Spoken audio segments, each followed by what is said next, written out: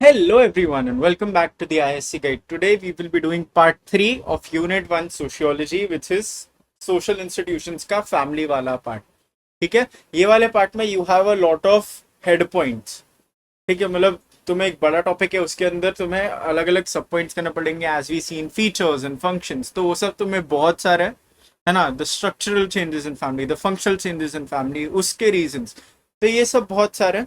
तो अगर तुम हर एक पॉइंट एक एक एग्जाम्पल के साथ समझते रहोगे तो बहुत ज्यादा इजी हो जाएगा. As always do not forget to purchase the ISC sociology handbook. so many people have brought it already. if you want details about this तुम मुझे इंस्टा पे भी डीएम कर सकते हो at the ISC guide. वरना watch the video. just 3 minute का एक वीडियो है, top link in the description. it has detailed notes, quick revision notes, mind maps, textual questions for every chapter, everything you will need for the perfect sociology prep. उसको खरीदने के लिए scan this QR code, pay 499 rupees, take a screenshot of the payment and send it to purchase.iscguide@gmail.com. that easy. मैं तुम्हें immediately book भेज दूंगा. Okay. Also, do not forget to download the Striver app. It is completely free. It is specifically made for Indian students, as we have so many exams जो हमें navigate करना पड़ता है. Right? We have JEE, NEET, we have CET, we have different exams if we need to go abroad, IELTS, SAT. तो इतने सारे exams and उसके साथ हमें boards भी देने पड़ते हैं. तो ये सब चीजों को मैनेज करना इफेक्टिवली, उसके लिए ये स्ट्राइवर ऐप है. ओके, तुम एक बार डाउनलोड करके देख लो. You will understand everything very clearly. तुम हर एक चीज ऑर्गेनाइज वे में अप्रोच कर सकते हो. It also gamify studies. तो तुम्हें मोटिवेशन मिलेगा that you should study in order to level up, in order to gain XP, and then you can flex it in front of your friends. अब आते हम लोग फैमिली की definition पर. मैंने तुम्हें अगेन मकाइवर की डेफिनेशन देके रखी है because he is the most prominent sociologist in your syllabus and specially family के लिए. कि क्यों, अभी आगे देखते हैं. Family is a group defined by sex relationship, है ना. अगर तुम फैमिली देखोगे उसमें दो मेजर रिलेशंस रहते हैं. One is between the couple, that is the parents, है ना. तो जो हस्बैंड वाइफ का रिलेशन है. And the other is between the parent and the child. वो कोई भी पेरेंट हो और कोई भी चाइल्ड हो, यहाँ पे जेंडर से नहीं फर्क पड़ता, है ना. This is the two main relations in a family. तो if you see the relation between a husband and a wife, that is of course a sexual relationship, है ना. अगर वो नहीं होगा तो बच्चे कैसे होंगे. and that is where the parent and children relationship is also technically a sex relationship, because if that original sex relationship did not exist, husband and wife वाला, तो बच्चे कहाँ से होते, है ना. तो इसके लिए it is a group defined by sex relationship, sufficiently precise and enduring to provide for the procreation and upbringing of children. okay, तो sufficiently precise and enduring का meaning क्या है. अगर हम लोग को चिल्ड्रेन रेयर करने, बेसिकली उनकी अच्छी अपब्रिंगिंग करनी है, so that means both of the parents have to stay together, and they have to be perfect for each other in a way, है ना. अगर दोनों बहुत ज्यादा फन पेरेंट्स हुए, फॉर एग्जाम्पल, ठीक है, बहुत ज्यादा फन पेरेंट्स है, तो जो बच्चे है वो मे बी बिगड़ दे, है ना. या फिर बहुत ज्यादा स्ट्रिक्ट हुए दोनों, तो maybe the child does not know how to live life. तो there should be a balance between both in both the parents. तो वो प्रिसीजन होना चाहिए इन पेरेंटिंग.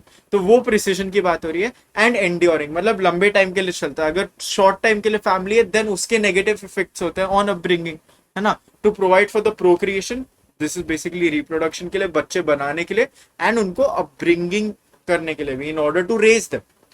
तो इसको हम लोग एक फैमिली बोलते हैं. This definition was given by MacIver. तुम्हें वर्ड फॉर वर्ड याद करनी पड़ेगी since this was given by a specific sociologist. अभी हम लोग आएंगे MacIver's features of family.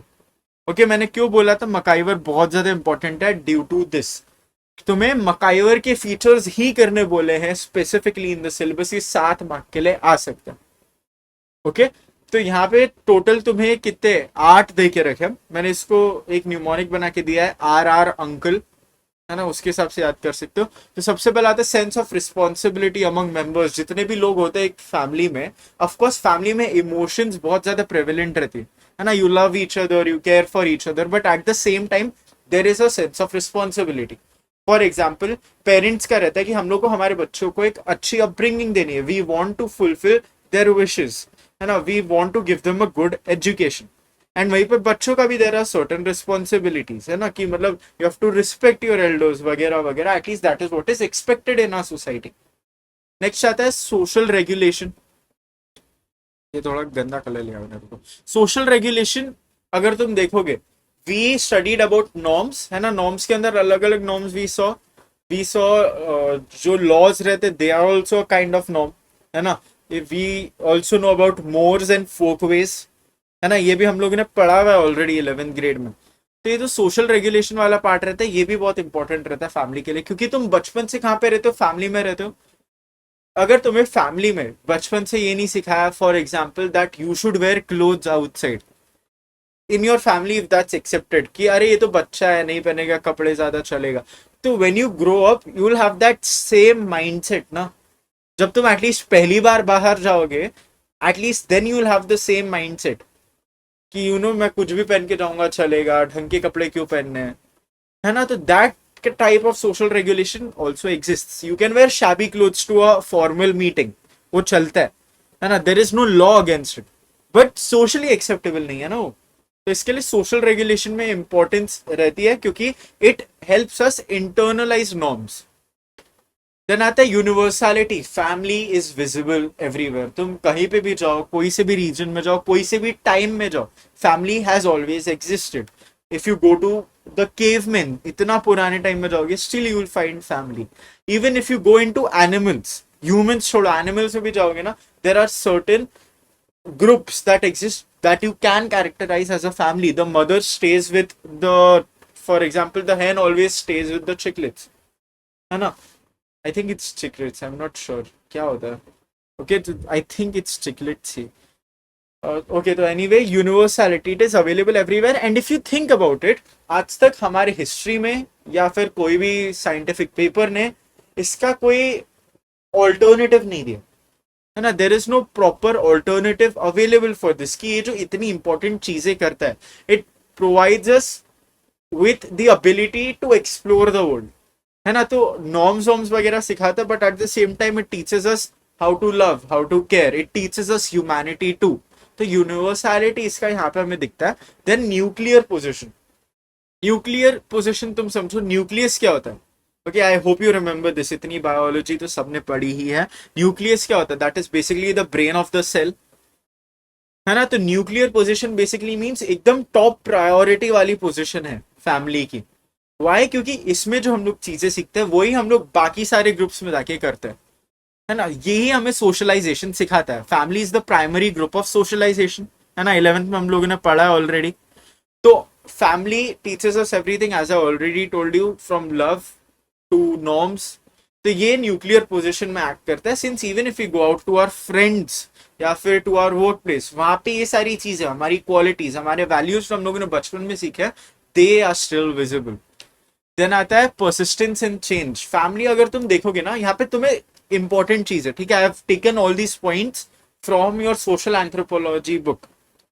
Okay, जो छोटी येलो वाली बुक है, the best book that you can get for sociology prep right now. अगर तुमने अपने स्कूल में, तुम्हारे स्कूल ने अगर ये रेकमेंड नहीं किए, गो एंड बाय दैट, उसमें क्योंकि तुम्हारा आधा सिलेबस है डायरेक्टली, एग्जाम्पल्स तक जो काउंसिल है वो वहीं से देती है।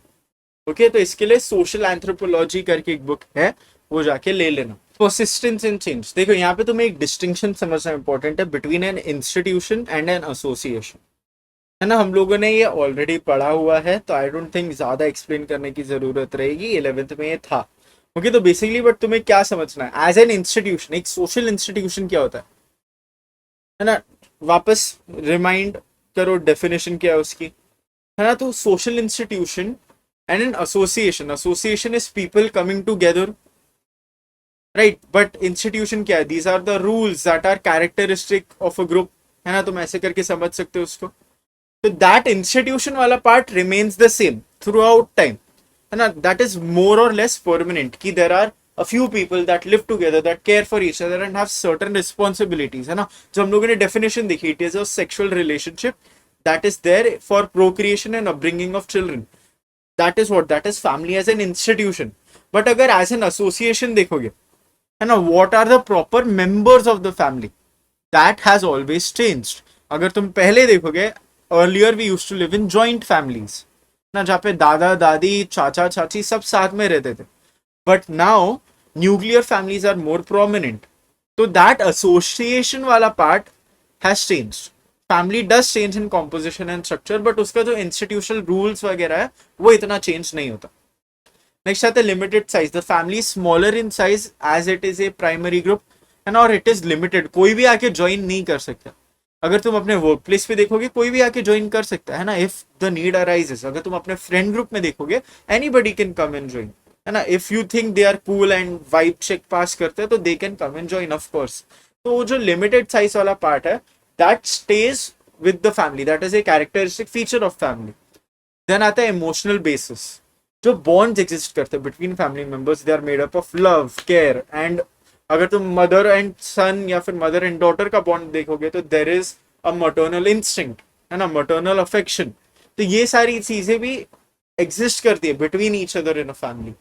ओके, अब लास्टली आता है एजुकेटिव रोल। तो ये प्लास्टिक ईयर्स, ये एक इंपॉर्टेंट कीवर्ड है। प्लास्टिक ईयर्स बेसिकली मीन कि इस स्टेज में यू आर वेरी अडेप्टेबल, तुम मोल्डेबल होते हो, है ना। जैसे कि जिस डायरेक्शन में तुम्हें भेजेंगे यू विल गो देयर, है ना। तो जो इंडिविजुअल रहता है वो अपने most plastic years which is childhood वो फैमिली में स्पेंड करता है। एंड जो अपने सबसे ज्यादा इंपॉर्टेंट लेसन रहते हैं, योर मोस्ट फंडामेंटल लेसन, वो भी यहीं पे सीखता है इन द फैमिली। तो ये जो नॉर्म्स रहते हैं वो हम में इंटरनलाइज हो जाते हैं एज द कॉन्शियंस, वरना if you have psychology you can also call it the super ego, है ना। वरना तुम कॉन्शियंस लिखो दैट इज ऑल्सो फाइन। अब देखते हैं what are the functions of family. सबसे पहले रिप्रोडक्शन एंड प्रोक्रिएशन, अभी देखा चिल्ड्रन को बनाना is an important function. Then transmission of culture, if you see पुराने टाइम से maybe your family has some tradition, some custom जो pass on हो रहा है ना, थ्रू जनरेशंस। तो वो कल्चर को पास ऑन करते जाना वो भी एक फैमिली का रोल है, सिंस इट एंश्योर्स कि हमारी लिनियज आगे बढ़े। देन आता है एजेंट ऑफ सोशलाइजेशन, है ना। सोशलाइजेशन कैसे, as we just saw an educative role, वहां पे it teaches you fundamental lessons in norms and it helps develop your conscience. So it acts as an agent of socialization. Then status ascription, हम लोगों ने ये भी 11th में पढ़ा है ascribed status के बारे में, है ना। we have ascribed and achieved status, है ना। तो वही ascribed status की इधर बात हो रही है। if you look at caste, तुम जिस कास्ट में बॉर्न हुए हो that status has been ascribed to you. If you are born to a Brahmin family, then you have the status of being a Brahmin. If you are born to a Shudra family, then you are having the status of being from a Shudra caste, है ना। तो वही ascribed status maintain होता है सब जगह। Then affectional function, affectional क्या होता है, affectional basically means emotional, है ना, वरना relating to emotions। तो ये इमोशनल वाला जो पार्ट है वो भी एग्जिस्ट करता है। तो emotional security, love, care and psychological support family में सब एक दूसरे को ये प्रोवाइड करते हैं। Okay, not necessarily just parents to the children, husband to wife हो सकता है, वाइफ टू हस्बैंड हो सकता है, या फिर even the children to their parents, ये सब एग्जिस्ट करता है। देन आता है इकोनॉमिक फंक्शन।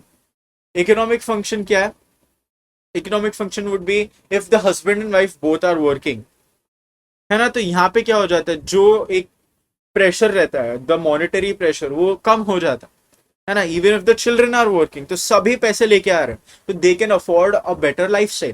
देन आता है रिक्रिएशनल फंक्शन, अगर मस्ती करनी है, बाहर घूमने जाना है, टाइम पास करना है, for everything we have the family, है ना। तो रिक्रिएशनल फंक्शन भी देता है ये। Then we come to the types of family. You have 6 types of families, है ना। तो दो के ग्रुप्स तुम्हें करने हैं एंड इनका डिफरेंस बिटवीन आ सकता है up to 7 points. If you buy the ISC sociology handbooks, वहां पे तुम्हें मैंने हर एक के 10-10 पॉइंट दे के रखे है ना। यहाँ पे देखते हैं कंसेंजीनियस फैमिली क्या, it is also called the family of origin. And the दूसरा type of family will be seeing right now is the conjugal family, this is called the family of procreation. इसमें तुम्हें basically क्या समझना, this consanguineous family is made of your grandparents, your uncles, your cousins, your father, your mother, your everything, है ना, your brother, sister, everything, है ना। तो वो तुम्हारी कंसेंजीनियस फैमिली है। It is based on your blood ties, है ना, ब्लड रिलेशंस। प्रोक्रिएशन वाली फैमिली, वरना conjugal family is made up of marital bond, है ना। This has you, your wife, वरना your husband and your children, है ना। तो जो तुमसे निकल रहा है विच यू आर क्रिएटिंग वो कॉन्जुगल फैमिली है, and which you are already a part of when you are born, that is your consanguineous family. It involves multiple generations, है ना, योर परदादा, योर दादा, परनानी, एवरीथिंग, यू योरसेल्फ सब आते हैं इसमें। But if you see the conjugal family, इसमें सिर्फ और सिर्फ 2 जनरेशन आता है, you and your spouse and your children, that's it. वो आता है सिर्फ कॉन्जुगल फैमिली में। तो एग्जाम्पल मैंने यहाँ पे दे दिया, grandparents, uncles, everything, your extended family, और यहाँ पे एक अर्बन न्यूक्लियर फैमिली का तुम एग्जाम्पल ले सकते हो। नेक्स्ट आता है मेट्रियार्कल एंड पेट्रियार्कल फैमिली। हम लोगों ने matriarchal and patriarchal already kinship वाले पार्ट में भी देखा हुआ है ना। तो मेट्रियार्कल में क्या है, मैट्रिलिनियल डिसेंट होता है, we have already studied this. Matrilocal residence होता है, and the authority, the utmost authority is with the eldest female या फिर with the mother. This is followed in the Khasis of Meghalaya. And patriarchal family, most traditional Indian families में तुम्हें ये देखने मिलेगा, authority rests with the father और the eldest male, patrilineal descent रहता है, एंड पैट्रिलोकल रेसिडेंस रहता है। The last two types of family we have is nuclear family and joint family. Nuclear family smaller in size रहती है ना। Nuclear family basically क्या है, you, your spouse and your children. Joint family is the whole extended family. तो this is of course larger in size. इसका एक main difference is that this is more egalitarian and democratic. Egalitarian basically तुम इसको समझ लो कि ये equality को ज्यादा promote करता है ना, in very simple words. तो अगर if you see एक joint family that is traditionally more patriarchal, तो जो दादा रहता है, वरना जो eldest male रहता है, they have the most authority. In a nuclear family जहाँ पे egalitarian रहता है या फिर democracy रहती है, वहां पे both the parents, the husband and the wife, they have equal say in things. कि हम लोग को शिफ्ट होना है तो सिर्फ पापा नहीं डिसाइड करेंगे, है ना, मम्मी पापा दोनों का इक्वल डिसीजन है। फॉर एग्जाम्पल, तो there is but a limited support system.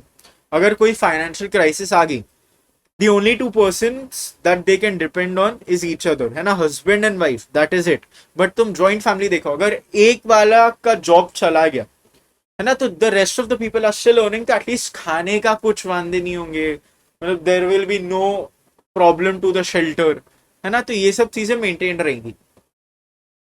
अभी हम लोग देखेंगे structural changes in the family, है ना। स्ट्रक्चरल चेंजेस क्या होता है, for example how many people are in the family, है ना, या फिर अथॉरिटी में, तो ये सब स्ट्रक्चरल चेंजेस आते हैं। तो disintegration of the joint family, जो एक्सटेंडेड फैमिली हमारा वो डिसइंटीग्रेट हो गया इन रीसेंट टाइम्स, है ना। देन आता है the rise of nuclear family, जो स्मॉलर फैमिलीज रहती है इन अर्बन एरियाज स्पेशली, वो राइज हो रही है। ये क्यों होता है हम लोग आगे देखेंगे। Then reduction in family size, है ना, फैमिलीज की साइज छोटी होती जा रही है। And change in authority pattern, जो पहले पेट्रियार्कल कंट्रोल वगैरह वगैरह हम लोग देख रहे थे, it has shifted to a more egalitarian and democratic approach. Egalitarian and democratic हो चुका है अब, है ना। We just saw this. Basically ये क्या बता रहा है, the shift from joint family to a nuclear family. तो स्ट्रक्चरल चेंजेस में हम लोग वही देख रहे हैं कि यहाँ पे क्या क्या होता है। अभी देखेंगे हम लोग functional changes in the family. हम लोगों ने फंक्शन जो फैमिली देखा था ना, that is normally the function it should carry out, but अभी रिसेंट टाइम्स में विद इंडस्ट्रियलाइजेशन, अर्बनाइजेशन, मॉडर्नाइजेशन, इन सब चीजों के चक्कर में we are seeing changes in the functions of family. तो सबसे पहले तो डिक्लाइन इन इकोनॉमिक फंक्शन। तो यहाँ पे डिक्लाइन इन इकोनॉमिक फंक्शन में जॉब स्टिल कर रहे हैं। इनफैक्ट पहले हस्बैंड्स जॉब करते थे सिर्फ, now the wife is also going to work. But यहाँ पे जो इंपॉर्टेंट डिस्टिंक्शन है which we are seeing in decline in economic function is basically, तुम जॉइंट फैमिली सोचो, वो पूरा एक कारोबार चलाते हैं, है ना। अगर तुम फार्मर की फैमिली लो, एवरीबडी कंट्रीब्यूट्स, है ना, सब लोग कंट्रीब्यूट कर रहे हैं and they are producing something. But now the family is reduce to a unit of consumption. बाहर से पैसा कमा के लेके आ रहे, but they are consuming instead of creating, है ना। जो ये क्रिएशन वाला पार्ट है, that is given to industries and businessman and factories, तो वो डिक्लाइन हुआ। देन आता है रिडक्शन इन एजुकेशनल फंक्शन। पहले क्या होता था, स्कूल्स वूल्स इतने ज्यादा प्रोमिनेंट नहीं थे, आफ्टर एज जाते थे बच्चे, है ना। Right now we have preschool and pre primary, ये सब चीजें होती है ना। नर्सरी में स्कूल भेजते लोग, पहले लोग नहीं भेजते थे, पहले they would typically send from junior KG, senior KG और फर्स्ट ग्रेड इवन, है ना। नर्सरी में कोई नहीं भेज सकता है, या फिर प्री प्राइमरी में, या फिर नाउ डे केयर्स एग्जिस्ट, है ना, for children even smaller than that. तो लोग वहां पे भी चीजें सीखते हैं। इवन सोशल मीडिया, अगर उनको टीवी दिखाते हो या फिर उनको फोन दे देते हो, they are seeing things on YouTube and Instagram and TVs basically. तो वहां पे they are learning things from there too. तो एजुकेशनल फंक्शन है जो फैमिली का, वो भी थोड़ा रिड्यूस हो रहा है, since they are learning to socialize from there too. Then आता है डिक्लाइन इन प्रोटेक्टिव फंक्शन। अभी जो हेल्थ केयर, सिक्योरिटी, इंश्योरेंस, ये सब चीजें रहती है, we have proper institutions for it, है ना। हेल्थ केयर के लिए हॉस्पिटल जाओगे, सिक्योरिटी चाहिए तो नीचे तुम्हारे बिल्डिंग में वॉचमैन है, इंश्योरेंस चाहिए तो you will go to an insurance company. But पुराने टाइम्स में हेल्थ केयर चाहिए तो मे बी तुम्हारे गांव में there is a doctor or something, या फिर योर दादा योर दादी somebody knows some home elements, है ना, कुछ घर का इलाज कुछ पता है ना, कुछ घर के टोटके, तो वो सब रहता था। सिक्योरिटी के लिए there would be so many people in the house कि कोई मतलब घुसने का जरूरत ही नहीं किसी की, है ना, into your house. Then insurance, if you lose your job या फिर कुछ भी हो जाता है, if you die, there are still other family members to take care of your children. But अब वो ज्यादा एग्जिस्ट नहीं करता। देन आता है change in socialization function. Again यहाँ पे जैसे मैंने एजुकेशन वाले पॉइंट में भी बताया, है ना, जो एजुकेशन वाला पॉइंट में इफ यू सी मीडिया से भी दे आर लर्निंग थिंग्स, यहाँ पे सोशलाइज करना भी they are learning from media, है ना। Maybe they have online friends, वो वहां से सीख रहे, है ना। देन आता है डिक्लाइन इन रिक्रिएशनल फंक्शन। पहले क्या, अगर बोर हो रहे हो तो अपने फैमिली के साथ कुछ गेम खेल लो, लूडो खेल लो वगैरह वगैरह। But now if you are bored, just go on to Netflix, go on to YouTube, go to a movie theatre, go to a mall, है ना। देन आता है चेंज इन अथॉरिटी पैटर्न। पहले पेट्रियार्कल एंड अथॉरिटेरियन होते थे, now they are democratic and egalitarian. Then change in marriage regulation function. पहले क्या होता था, हम पेरेंट्स है, हम बोलेंगे जिससे शादी करनी तुम्हें उससे ही शादी करनी पड़ेगी। But now that has change, now people can choose their own partners, है ना। इसी को हम लोग change in marriage regulation function में देखते हैं। Now what are the factors responsible for these changes. ये चेंजेस आए, बट क्यों आए। सबसे पहले तो आता है अर्बनाइजेशन, है ना। अर्बनाइजेशन क्या है, it is the movement to cities from rural areas, है ना। ये जो माइग्रेशन है इसके चक्कर में भी हो रहा है। The families can not move everywhere, है ना। अगर कोई, if there is a person, उसका सब जगह ट्रांसफर होता रहता है, the whole joint family can not move with that person, है ना। एंड अगर तुम देखोगे तो वहां वो बाहर जा रहे, if they are in a new city तो maybe they are starting new, तो उनका जो इनकम है वो कम है ना। तो इनकम कम है तो they can't buy a huge house, तो वहां पे they can only house a small family. Then आता है इंडस्ट्रियलाइजेशन, है ना। यहाँ पे अगेन माइग्रेशन वाली चीज आ गई।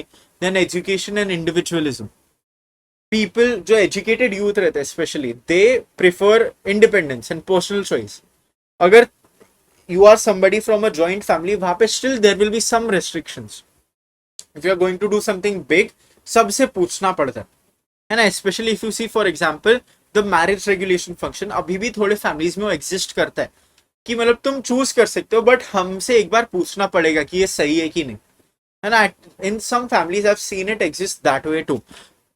बट जो एजुकेटेड यूथ रहते हैं, if they want independent choice, if they want personal choice, तो वो लोग क्या करेंगे, they live in a smaller family and then वो खुद के चॉइस के हिसाब से रहेंगे। देन लीगल रिफॉर्म्स, तो लॉज अगेंस्ट चाइल्ड मैरिज, है ना। जो चाइल्ड मैरिज होता था, the child can not go out to work for example, है ना, वो स्टिल बच्चा है, इतना ज्यादा कुछ कर नहीं सकता, तो he would still stay with his parents and his grand parents.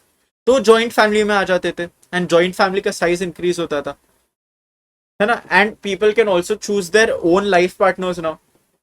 तो अगेन ये जो लीगल रिफॉर्म्स है, इसके चक्कर में भी people have got it easier कि अभी हम लोग जाके छोटे छोटे अलग खुद के फैमिली में भी रहेंगे तो इतना ज्यादा प्रॉब्लम नहीं है। अब हम लोग देखेंगे what is the small family norm. This is the concept of limiting family size to 2 children or fewer, है ना। मतलब 2 से ज्यादा बच्चे नहीं कर रहे। If you have heard of that, हम दो हमारे दो, है ना। सो मे बी इसके बारे में तुम्हें कुछ क्वेश्चन आ जाए, हम दो हमारे दो, है ना। तो हम दो हमारे दो, what is that, that is basically promoting having less children, कि 2 बच्चे करो, उससे ज्यादा मत करो। emphasizing quality of upbringing, अगर ज्यादा बच्चे हैं, if you earn 50,000 a month, है ना, उसमें you have 1 child to raise, but at the same time you are still earning 50,000 and you have 4 children to raise, of course जो quality of upbringing रहेगी वो कम हो जाएगी। मे बी अगर 4 बच्चे, you will send them to some public school, वहीं पे तुम प्राइवेट स्कूल में भेज सकते हो if you have only 1 child, है ना। Even health care, government hospital में लेके जाओगे अगर 4 बच्चे, तो अगर ज्यादा कुछ सीरियस है तो मे बी तुम प्राइवेट हॉस्पिटल में लेके जा सकते हो if you have only 1 child। What are the features, small number of children, focus on better education and health, जैसे अभी मैंने बताया, economic planning and resource optimization, जितना हमारे पास पैसा है, जितने रिसोर्सेस है, उसके हिसाब से वी आर प्लानिंग थिंग्स, है ना। Then encourages gender equality and family wellbeing. कैसे? इफ यू सी, पहले क्या होता था ना, if the family is not able to have a boy child, है ना, लड़का ही चाहिए, तो तब तक वो लड़की बच्चे करते जाते। I have seen many families जहाँ पे लाइक 5 लड़की हैं and then they have 1 boy and they stop having children. तो यहाँ पे क्या हो रहा है, they want a boy because they think that boy is a better child to have. तो यहाँ पे जो जेंडर इक्वालिटी है वो कम है, of course the boy is treated as more superior. तो अगर 2 ही बच्चे, तो कुछ भी हो वो 2 ही बच्चे रखने, and you have to treat them the same. तो जेंडर इक्वालिटी भी यहाँ पे थोड़ा बहुत चेंज देखने में मिलता है। Now what are the merits of small family norm, SFN मतलब स्मॉल फैमिली नॉर्म।